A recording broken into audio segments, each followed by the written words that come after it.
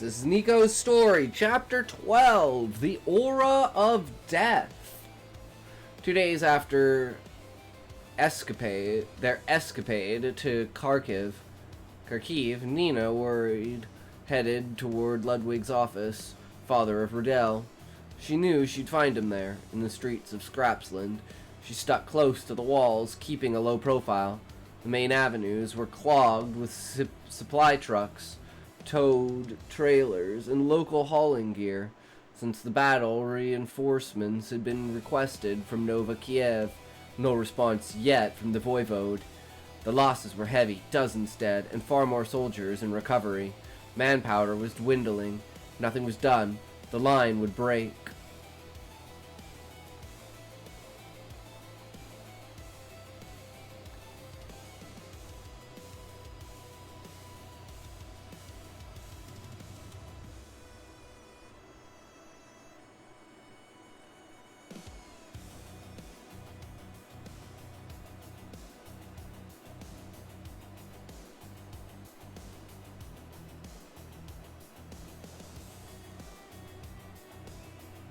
I don't know how to say this.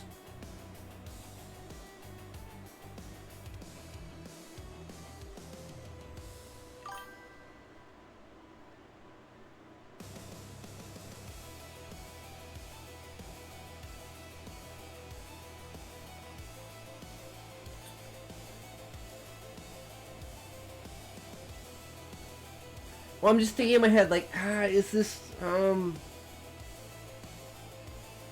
Because I'm like, you want to start with the character, right? But then it goes into exposition. So it's like...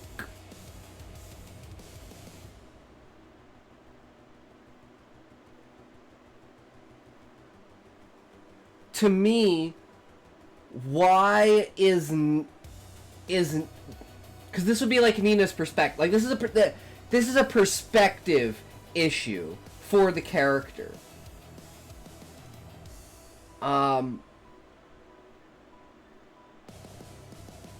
Why does this character seem like they're more invested than they should be in what happened?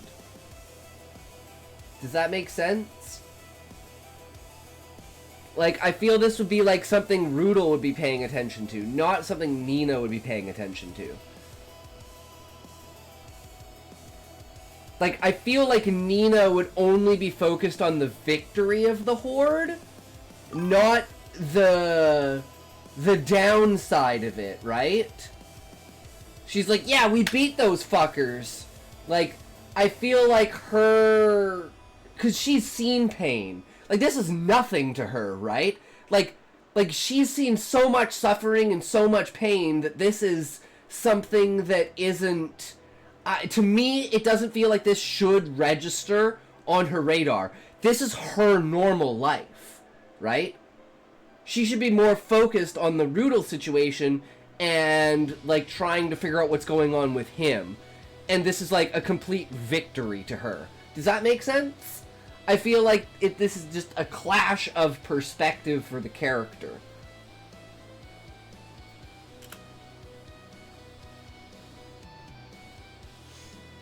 And it makes it stand out too much. I think that's what makes it feel like exposition, because it's not connected to the character's perspective. Because I'm like, why does this feel off? Like, what's wrong here? So I had to, like, dissect it in my head and figure out, like, why I was feeling this way about it. And it's character perspective. What would this character pay attention to? And especially the numbness this character should have over death and bad things happening, right? And she's never seen a victory against the Horde. So, like, she's, like, just probably absolutely surprised that they're not all fucking dead. So, yeah, that's my feedback on that. Arriving at the office storefront, she entered without knocking. After all, there was a waiting room. Barely over the threshold, she ran into Ludwig. He was a spitting image of his son. Same features, same build, same clear gaze, but without the mohawk or Rudel's offensive stiffness. Thank you for the feedback. No worries, Nyko. And that's like a super easy fix, right? You just pay attention to victory instead of defeat. Boom, problem solved.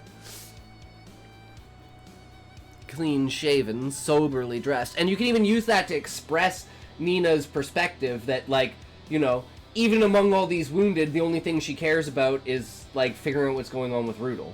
Because she's never been in a situation like this where someone hasn't just, let's say, fucking taken her because they want her, right? She's never had the social situation of the back and forth between, like, flirting and stuff like that. So I feel like this will be a huge building character arc for Nina and Rudel, because Rudel seems to be more of a logical, out-of-touch person because of his, like, medicalness, right? Like, he's always dealing with people at their worst, so it's hard to see people, or like, you know, people at their best are, like, a specialty for him kind of idea. And even, like, take that with Nina in, like, the trauma case, that would play even more into it, because he's like, this is, like, something that was broken that's been fixed, and it's like, I wasn't the one who did it, how can I, you know? So there's, like, a lot of psychology that goes into this in the back of my head with the character, right?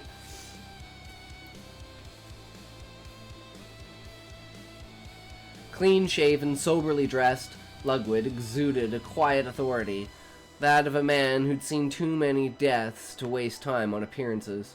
Hello, sir, is Rudel here? He's snoozing upstairs, you can go wake him, but a tip first, pull the 38 special he keeps under his pillow. Yeah, you don't want to get shot, and that's a good thing. Ads. Fucking ads, but when we come back, I'll talk about that.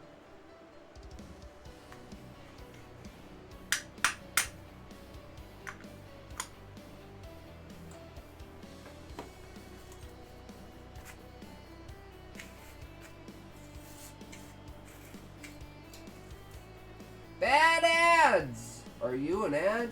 Do you need ad control? Take AdNo. It's the best choice next to no ad.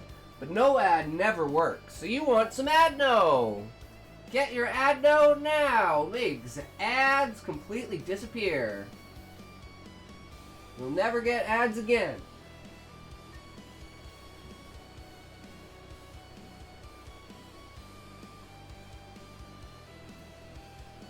Oh, sorry, that was mislabeled. It was supposed to say, never-ending ads. Never worry about ads ending again, because your permanent existence will only be ads. Shit, man, we really fumbled that one. Thank God, you know, false advertising is a thing, right?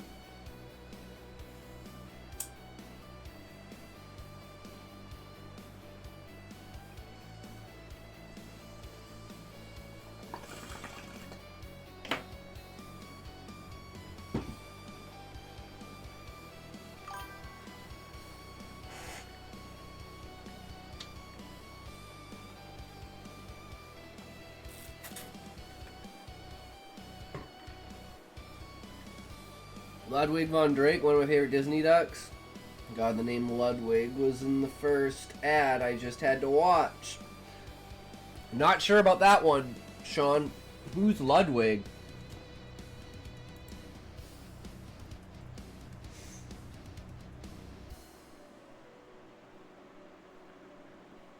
And this is a good one because the other chapter started with a shotgun being pulled out to Den. So this one's like, oh, let's learn from that. Wasn't that a name in this story? No, I'm saying you said your favorite Disney duck. Ludwig is a Disney duck?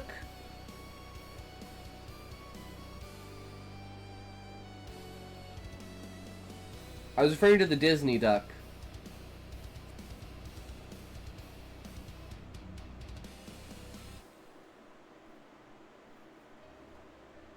Okay, I gotta look this up. Character's love is Ludwig Schiemer.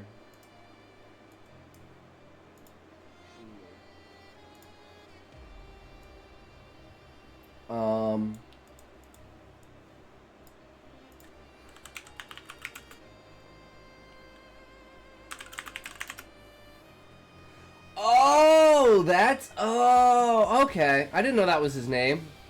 I did not know that was his name.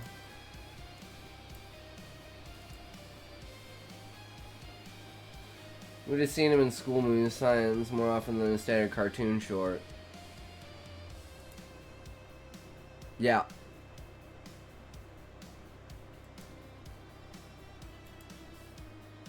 Hell yeah. Good shit. Alright, pull the 38 special he keeps under his pillow. No problem, she replied, amused. She climbed the metal stairs linking the office to the living quarters. Floor creaked under her steps, a patchwork of worm-eaten planks and rusted sheets. The walls' aged plasterboard contrasted with the usual tin shacks. Subtle detail, but telling. 2 doctors lived better than average.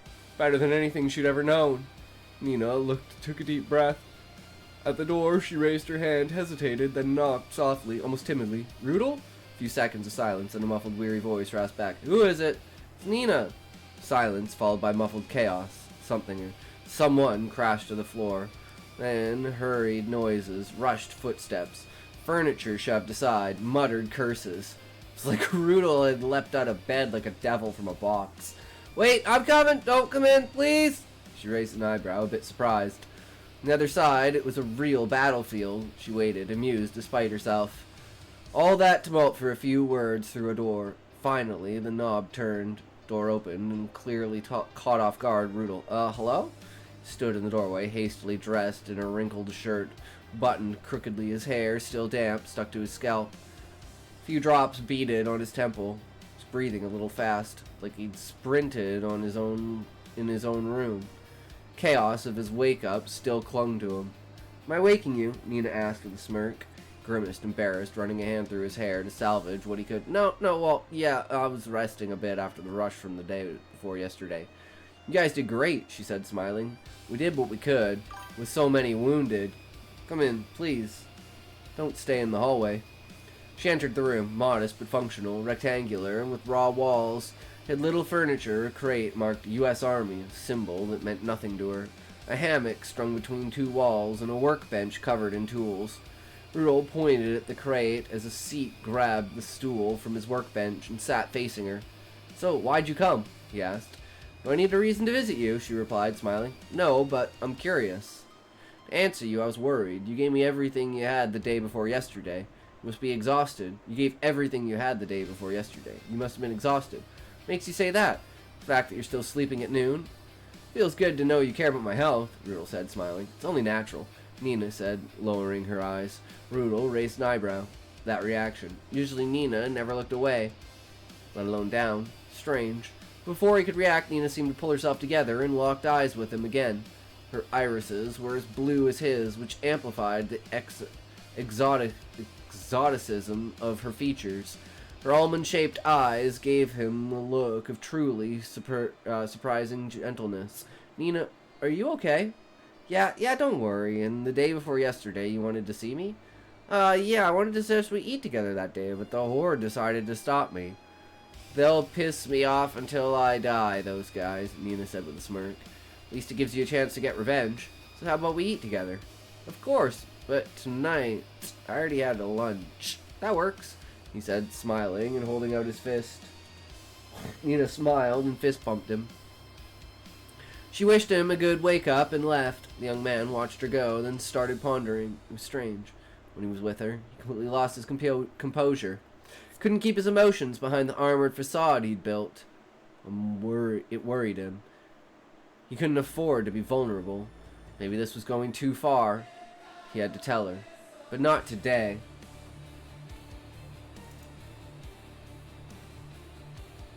How about not vocals? Let's try not vocals.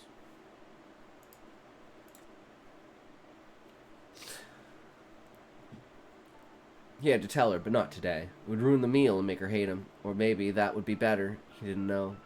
While Rudel, lost in thought, tried to sort through the tumult of his emotions, Nina took the main alley leading to Scrapsland's central square.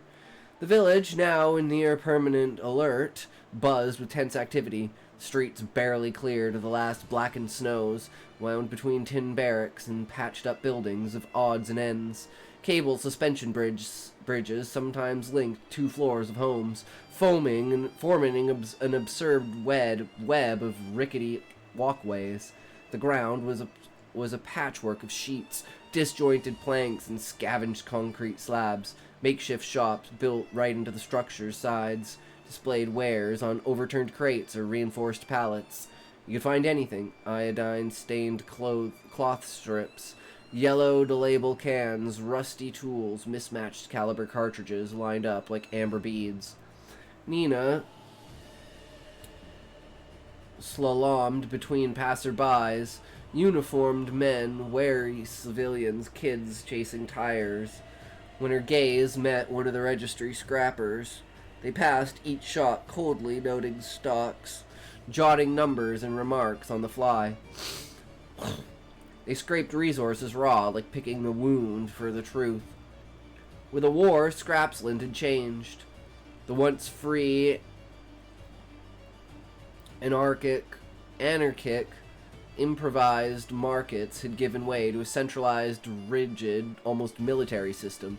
Food, ammo, even soap, everything was now requisitioned, weighed, counted, then stored in community depots. No one sold for themselves anymore. Everything fed the war effort. Arriving at the central square, a wide cleared space dominated by the operations panel, made of old planks nailed together. Nina approached to read the new directives. Craft paper sheets were nailed up amid urgent repair notices, fuel requests, and names. Why is my nose so fucking itchy? God fucking damn. Bullshit. Fucking bullshit.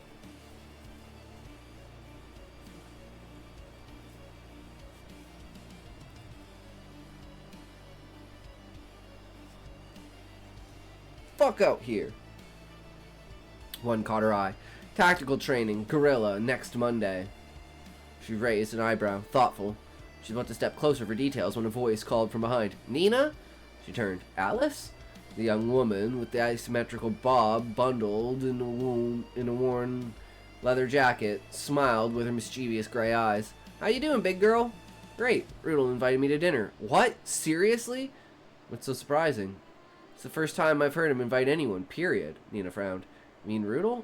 No, wait, that's not what she didn't finish. Siren wailed, shrill, cutting through the world's sounds. Time seemed to collapse. Around them, everything stopped. People dropped baskets, tools, weapons. A frozen second of silence, then chaos. Shit, Alice breathed. She grabbed Nina by the wrist. You got a gas mask? No, Nina replied, panicked. Fuck. Run! The 2 women pushed through the crowd. Screams erupted. Kids wailed. Shadows dove into vents. Hatches, hides. They reached a shelter entrance just in time. 2 men slammed a heavy lined door shut on them before the blast hit.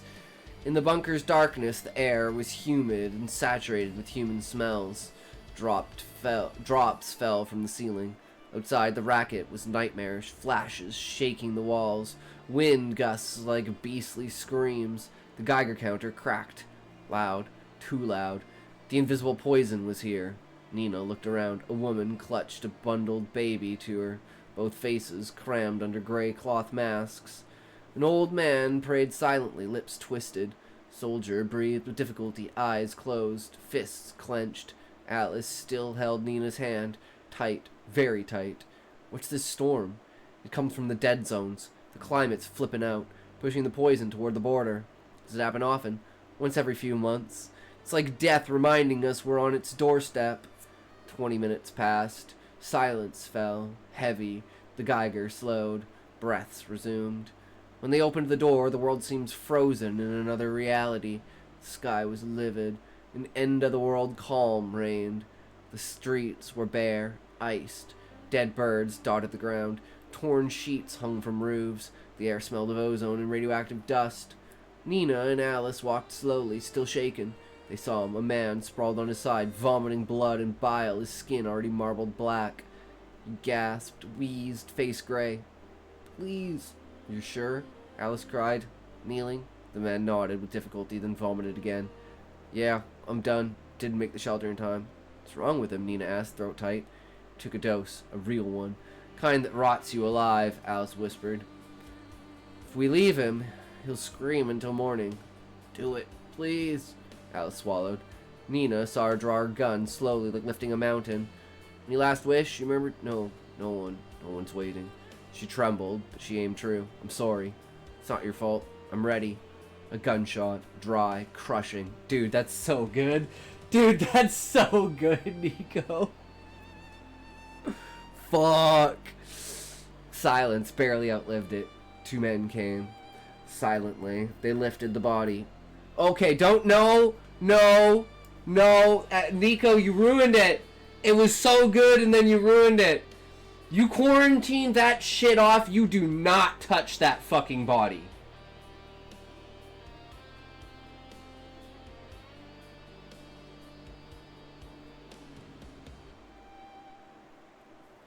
Like, you don't go near that shit.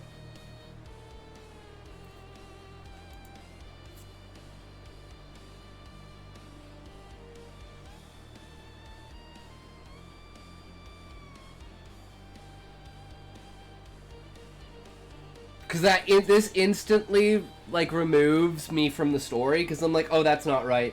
If anyone touched him, they'd instantly get fucking radiation. So either say 2 men in hazmat suits, or quarantine the area, don't touch the body. Because to me, that instantly lifts me out of the narrative, because, yeah, you would instantly infect yourself. Inform better about treatment of a irradiated body. Yeah, you... Contact for an irradiated body? No. Because it's irradiating itself, so the closer you get to it, the more radiation you're going to get. So if you touch it, direct contact, especially like any kind of like blood, vomit, any kind of bodily fluid, you get that shit on you, nope. So yeah. So like either say they were in hazmat suits, and like you really gotta have hazmat suits. And it's same with like, they should wait in the bunker at least an hour after the storm to let the dust settle. Because it's like, think of like asbestos. You do not want to be breathing that shit in. You want that to settle. So you want to make sure all of the wind has died down. So like have the wind die down, but the Geiger counters kind of drop a little bit, but they're still going, right? It'll be much more than an hour. Talking weeks minimum.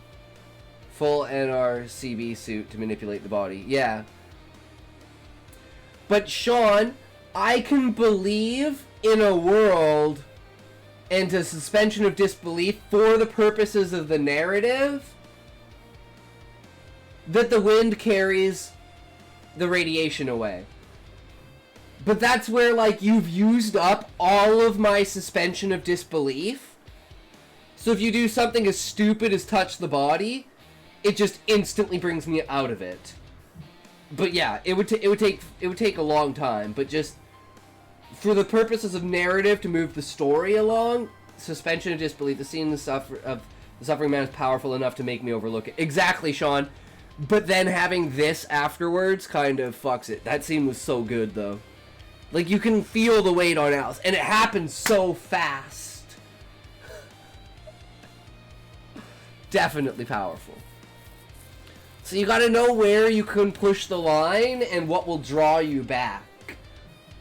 Because that's the power of narrative, right? Because we don't want them waiting in bunkers for months on end, wasting the narrative. We want it to be like, okay, the dust is settled, everyone's good enough. Good enough, you know, the Geiger counters are still a little bit high, but they drop down enough, right?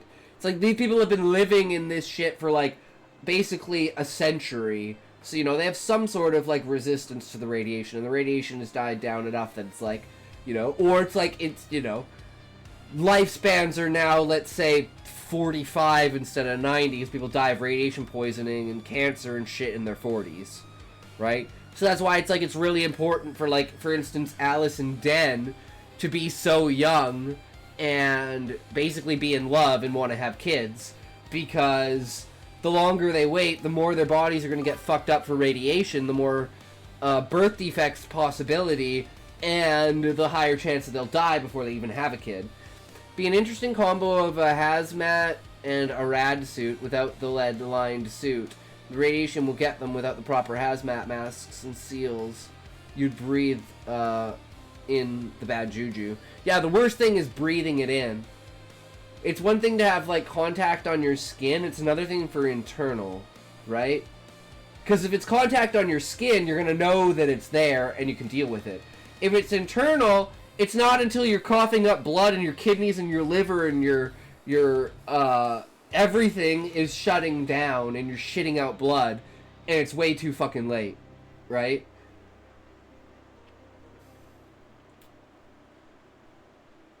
Alice lowered her gun. She trembled. Silent tears streamed down her cheeks. Alice, Nina murmured. See? Even the world wants our skin. Claws our bones, grinds us, pushes us to become beasts. Wash in hard water and the particles would get caught. Yeah. That guy was a brother in arms. And it was me. Me who had to finish him. Nina approached slowly. Alice stepped back half a pace, then gave in. Her head rested against her friend's shoulder. She cried, long, wordlessly, and in Nina's arms. This time, it was she who collapsed. Nina held her tight, but her own heart tightened too. Europe wasn't the paradise she'd thought. It's a silent battlefield wherein victory tasted of blood and ashes.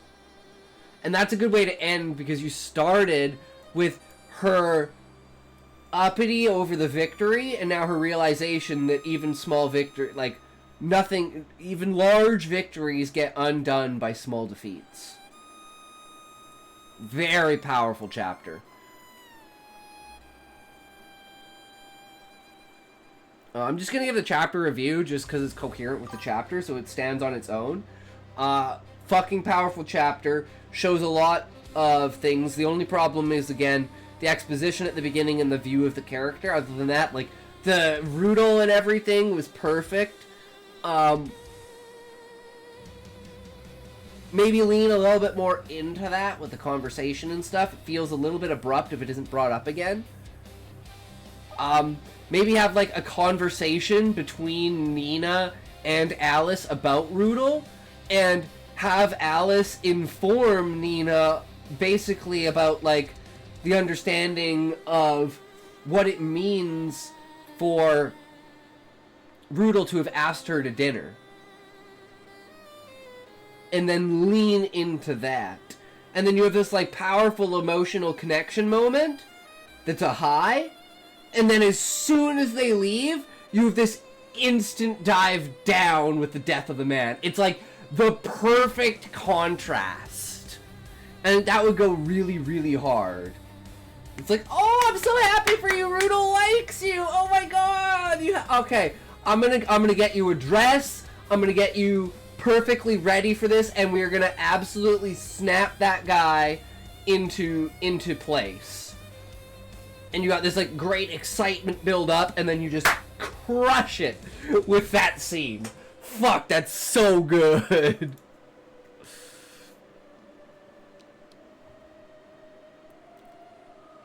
Alright, 13. Calm after the storm. Several hours after the climate anomaly, Rudel still hadn't left the clinic. Panicked parents crowding in, holding their kids by the hand, some in tears. The waiting room smelled of sweat, fear, and iodine. Rudel moved like an automaton, eyes ringed, voice still firm but hoarse, worn. No diarrhea, vomiting, nausea? No. We watched her all afternoon, father replied, clutching his daughter. Okay. Ludmila, right? Yes, sir. Knelt before her. His back cracked. Grimaced without a word. You know where we are? What day it is? It's Scrapsland, Friday. Good. Can you count backward from 10 to 1? She did it without trouble. Rudel nodded slowly. Look at my finger. Follow it with your eyes. He raised his hand, his fingers trembling slightly. He hid it by adjusting his grip. Finally, he turned his AS valve's light, held it away from the girl, and played the beam. Sorry. It's all I have on hand, he said softly. The girl jumped at the first flash, but stayed brave. Good. Now touch your nose, then my finger. Again? Perfect. Neurological exam done. Rudel gave a tired smile to father. Nothing alarming, no signs of acute contamination. I'll just take a drop of blood, okay? Lyudmila? Okay. She's brave, your little one, he said, smiling. She always has been, since her mother died. Rudel pursed his lips out of respect. My condolences. Collected the drop, examined it under the microscope. Normal lymphocytes, no platelet anomalies, no burst cells. He relaxed. A millimeter. Good news. For now, she's perfectly healthy, but come back within the week at the slightest symptom. The father nodded, relieved. He paid silently, shook Rudel's hand, and left with his daughter into the dark. Rudel sighed long, rubbing his face. He stepped out to lean against the annex wall, lit a cigarette with a trembling hand. First drag triggered a coughing fit. He was about to light another when a soft voice reached him from the shadows. Took you long enough. Nearly jumped. Nina! She detached from the wall, arms crossed, smirk on her lips. Just teasing. But reminder, you still owe me that dinner invite. Oh, right. You want to go to the Torched Rover? With pleasure. She approached. He offered his arm, a bit awkwardly. She looked at it a second, amused, and slipped hers through without a word. Felt the world slow a notch. They walked like that through Scrapsland's calm streets. Above, the sky was clear. Stars by the thousands dotted the vault. The Milky Way slashed the night like a silver river. Rudel looked up. Forget how beautiful it is. When you're not running everywhere. With two, it's even more beautiful, Nina said simply. They exchanged a glance. Nothing said, but everything there. Even armed, even covered in fatigue. They were two young humans walking together under an intact sky. At the bar, they pushed through the door. Heat, booze smell, stove fire, and laughter enveloped them at once. Rudel smiled, suddenly, feeling more alive. A meal, a bottle, and no deaths tonight. He murmured, the dream. Nina replied with a wink. Rudel bought a bottle at the bar and ordered food, and the two settled at a table in the bar's quietest corner. There's nothing but a wooden spool flanked by stools. Salvage, as always. Around them, dim candle and garland light added a warm touch to this first date. Luckily, this table was especially isolated, ensuring privacy. That's why no one had taken it. Drinkers liked being close to each other. Despite the soothing vibe, Rudel was still uneasy. It was his first time, after all. Searching for words, he looked at Nina, detailing her face. Almond eyes, black hair. The young woman removed her cape. Underneath a simple khaki tank top. It was the first time Rudel had saw her like this, and he discovered with horror the scars on her wrists and shoulders. She saw his gaze and lowered her eyes, blushing. Nina. Yes, you've suffered. The Horde isn't kind to its slaves. They beat you when you disobey badly. They just make sure to keep you alive as long as possible. And here, how do you feel? Safe? Feels good to hear. A few seconds of silence passed. Nina, yes. These scars are proof of your strength. Despite everything you've endured, you're alive. You made it out alive. Thank you. You're always so kind. Rudel opened the bottle and filled the two thin tin cups. To your strength and your will. Thanks. They clinked. The booze's acrid taste sent a sweet fire down their throats. But for Rudel, it was still too formal. He didn't know how to proceed. Oh well, all or nothing. How do you find me? What do you mean? Well, how do you like my appearance? You mean these new clothes and groomed beard? Yes. Never seen you so, how do you say, handsome? Your appearance is pleasant. You dressed like this for me? Yes. Why? Because I wanted to please you. Why? Because you please me. Nina's eyes went wide. I please you? Yes. And do I please you like this? Nina lowered her eyes again. Yes. You're embarrassed. No, I'm just cautious. How so? I need time to get used to it. To what? A man who isn't trying to own me. You're afraid? No, I just have to learn to live like this. We have time. Maybe not. What do you mean? The Horde is approaching, and I don't want them to take you from me before what? Nina took a deep breath and spoke from the heart. I want to know this freedom, the freedom of my body, the freedom to love, the freedom to choose you before I die.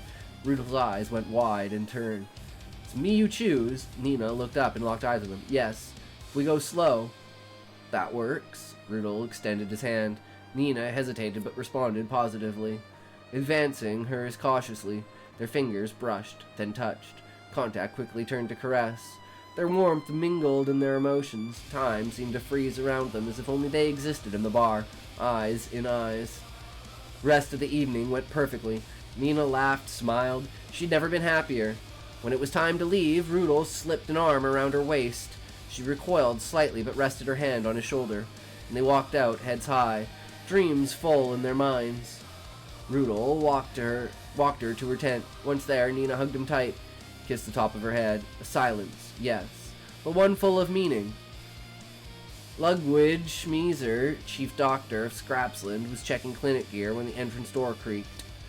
Rudolph entered softly. That was actually fucking, like, I mean, there's a simplicity and a upfrontness that is expected of Rudolph and presented pretty well.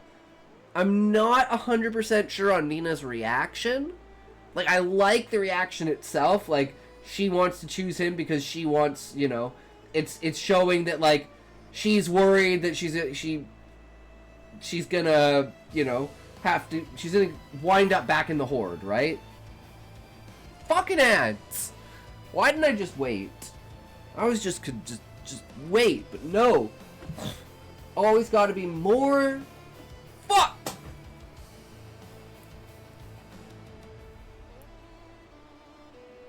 I don't trust it. Guys, I don't trust ads. Ads are spooky! Spooking out the ads. A spadookin, a dookin dokin, dabberdads. Aberdaberdad spadookin dopes, doobendop. Doobendop spookadins, doop dap dibbidab. Fragile gabberdastin bowl.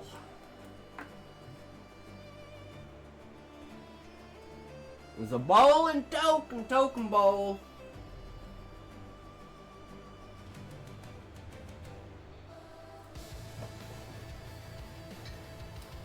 Bowl me down, get your 3, a 2, a 1, a toke.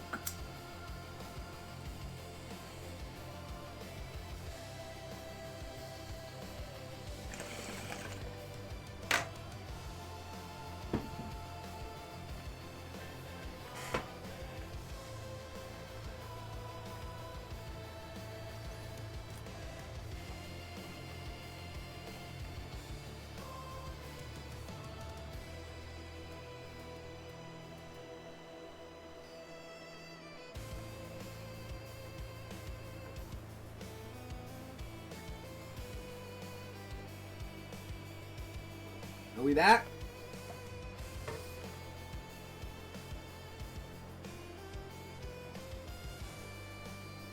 Yeah, Nina's fear of going back to the Horde is pushing her forward like that. So there's a nervousness to it, but also a firmness. And the fact that, like, Rudolph's a good guy, or seems like a good guy, right? But there is definitely the hesitance of her having to get, so I kind of like that too. And the flow of the dialogue is just like kind of, yeah, you know, but I like the upfrontness. I'm just,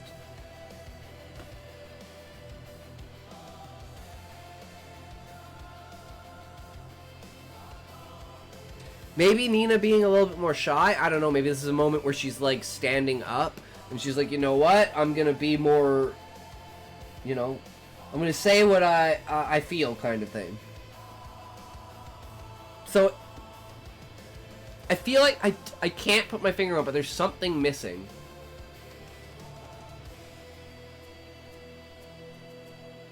I mean, I like the hand gestures and like moving up from that, starting with that.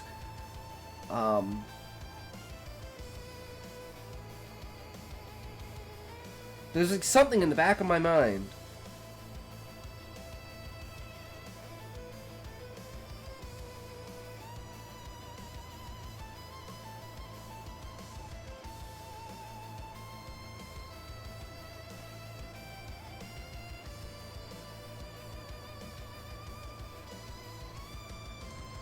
Oh.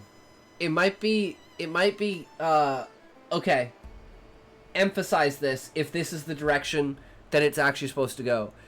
The more they drink, the more into the night they go, the more drunk they get, the more open she gets. The more comfortable she becomes. But I don't think that aspect is emphasized enough. The role that the alcohol has in this scene, I think, should be pressed more, and that would make it the interaction more organic, because you know that as it's going on, they're getting like looser and looser kind of idea, right? So usually like the first hour and a half is the struggle. Once you can break the first hour and a half and everything's good, the ice is broken and you've found the groove and the notch. So I think maybe the slightest emphasis on the alcohol and being a little bit more whimsical and, you know, something like that, slurring of the words slightly, would just add the effect there. So I think that's what's missing there. Ludwig Schmieser, chief doctor of Scrapsland, was checking clinic gear when the entrance door creaked. Rudel entered softly, looking chipper. The harsh neon light illuminated the young man's face. He was grinning like he'd beheld Nirvana's tears. Ludwig couldn't help smiling. So, son, huh? Your date? How? Look at how you're dressed. How much did that cost? 150 stones. Well, fuck, hope it was worth it, Rudel smiled. You could say that. Good kid, about time. What do you mean? 19 years I've never seen you approach anyone. Glad you're finally pulling your finger out of your pulling your finger out on that front. That worried you? No, I was just wondering what was going through your head. Well, isn't it a sign of weakness? What? Feelings. A man doesn't show weaknesses, right? What are you talking about? Man doesn't cry, doesn't falter. No, doesn't give others the means to hurt him. Hold on. You think love is being weak, isn't it? Think kids fall from the sky. I like this a lot, Nyko. Because at first, I thought he was talking about appearances. So, again, if this is what you're leaning into, it sounds like he's talking about appearances versus feelings. And then he clarifies that it's about feelings, not about face. And that shifts this, because I'm like, oh, okay, I see where he's coming from. That's unexpected, but on par, right? That it's like, there's one thing of knowing how you feel, accepting it, but never letting anyone use it against you by showing it. And then there's not allowing yourself to feel it in the first place. And clarifying that as the feeling of Rudel is, like, super powerful here. Because it puts something that's been slightly ambiguous into place. And it can change the entire perspective that you've had over it with the character. So I really like that. As long as that was your intent to do that. Because you're going to have to play off that in the future with the character. And this is going to have to be a character change moment. Right? But I'm trusting you as the author that that's what's going to happen. Yeah. You think kids fall from the sky? No, but fuck, you're telling me you've denied yourself love all this time because you're afraid of being weak? Well, the hell went through your head? Well, it's just, you guys are, right? It's just how you guys are, right? Us. You and your buddies. I never seen you show the slightest weakness. Since Mom's gone, you've never been with another woman. Wow, did I screw up your upbringing that bad? Son, if you've never seen me like that, it's because you didn't have to suffer my torments. You have the right to falter. The important thing is not to let it devour you.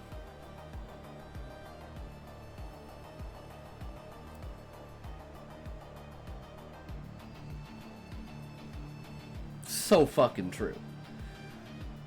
That hits in so many spots, Nyko, because it's like... He's like, hey, I did my job, I didn't let you see me at my worst, but I didn't think of the consequences that would come from you never seeing me at my worst. Never seeing me express those feelings. So fucking powerful. Important thing is not to let it devour you. And if you've never seen me with anyone else, it's because your mother was, is, and will remain the only woman in my life. But then what's it mean to be a man? Being a man means handling your life, taking responsibility, facing this world and not letting it eat you, protecting your home. When you hold your AS vow, you're holding all of us with it. I had the same with my old man. Nice. It definitely comes across as an experienced perspective, Nyko. It's not something a lot of people think about.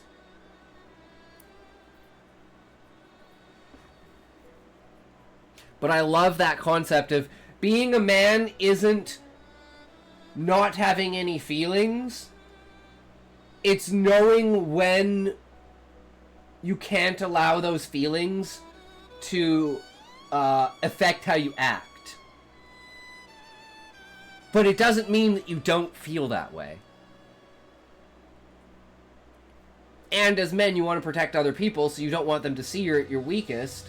And that's not necessarily like a pride thing of never wanting anyone to see you. It's that you don't want to bring that onto someone else, right? So it's like, it depends on which side of the coin you're looking at. And since Rudolph's a medic and he sees a lot of death, and this is an apocalyptic world, his perspective could definitely be skewed in that direction.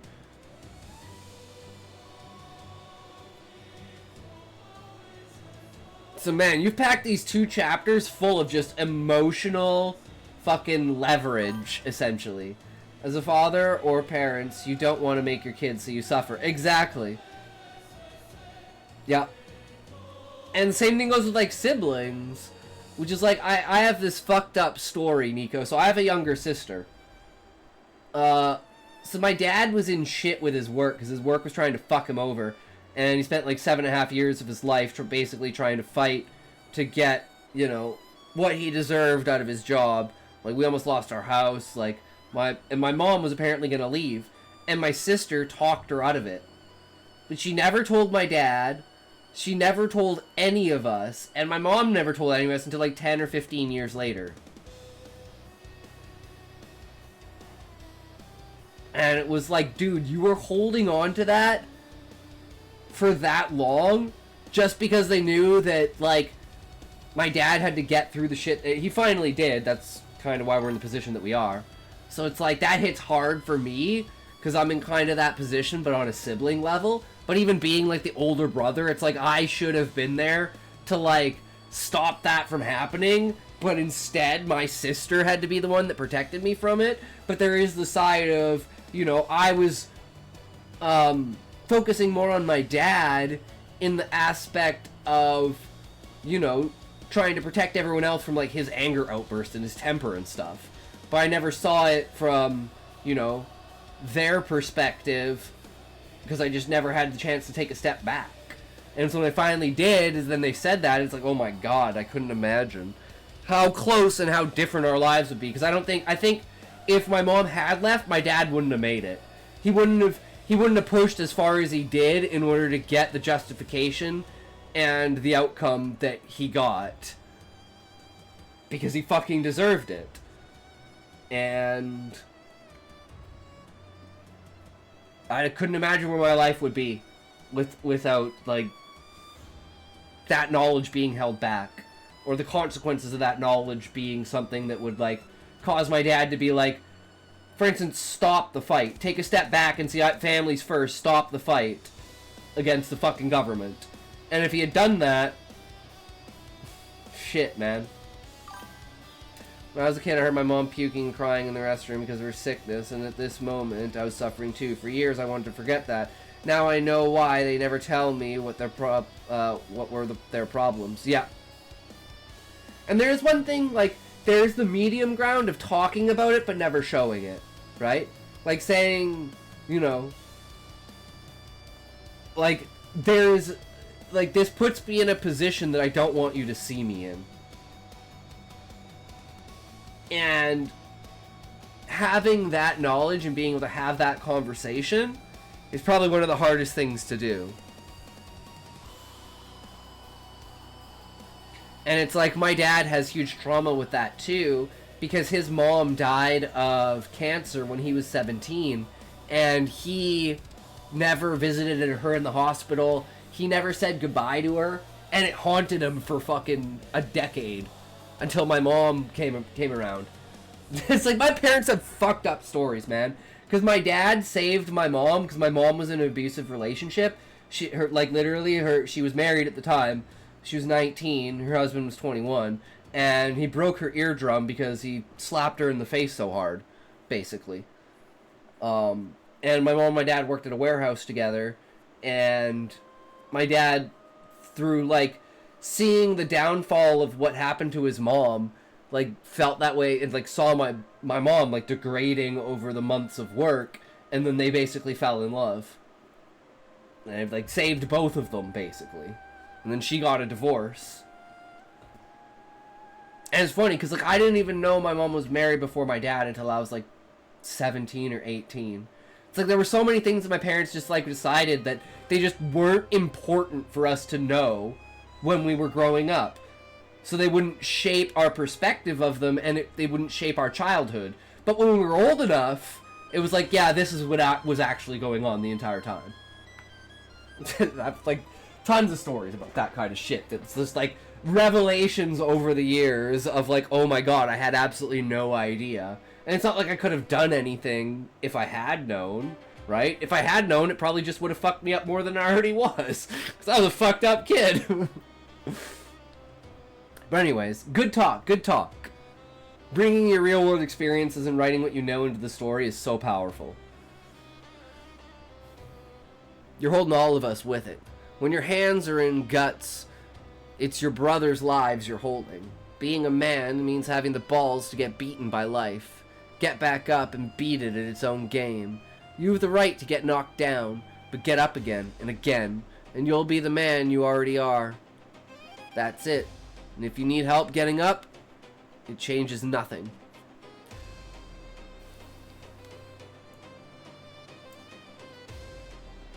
Accepting help from others is not weakness.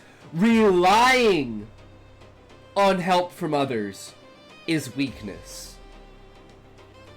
Very fine line, but it's an important line.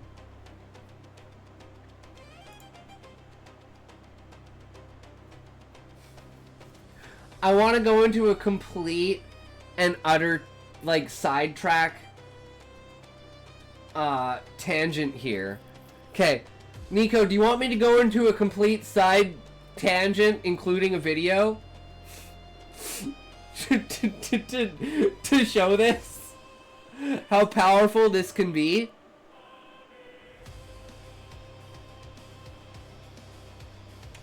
I'll wait until the end of the chapter to do it. After I've given the read. How about that? We'll do that, because we're almost done. We only got a little bit more. So we'll wait until the end, and then we'll do this. Just, I gotta remember, it's very important to this.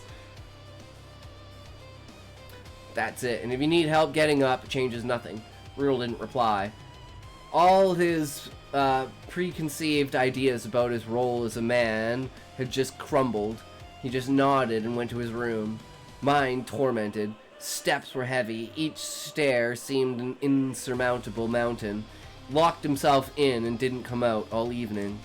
Next day, Nina was woken by deafening noises, engines roaring their rage, the smell of grease, hoarse whinnies, shouts, the crash of hundreds of boots forming a discoherent cacophony. She leapt from bed and burst from her tent. Outside, an unexpected spectacle.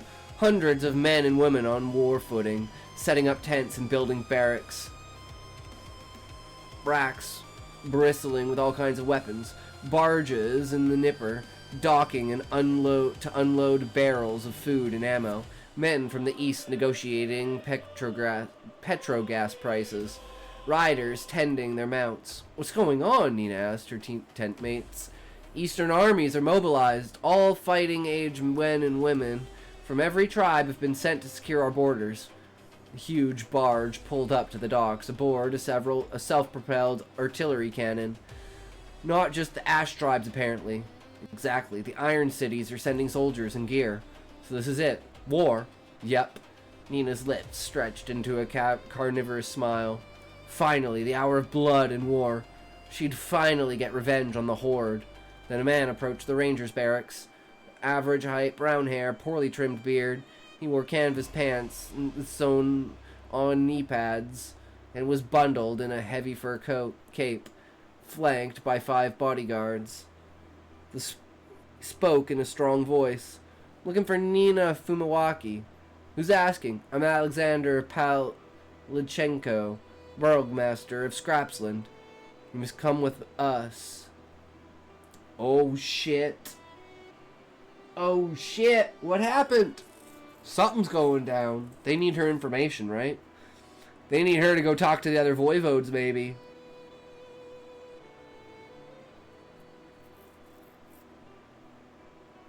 Love the ending of the chapter. Definitely super strong. That conversation between father and son. So good. So good. The back and forth perspectives kind of flowed really nicely, right? Like it was purposeful between each of them, right? And you knew like that's the style, like you imposed it through consistency in order to make sure that it was something we would expect, right? And that's how you build the expectation through consistency.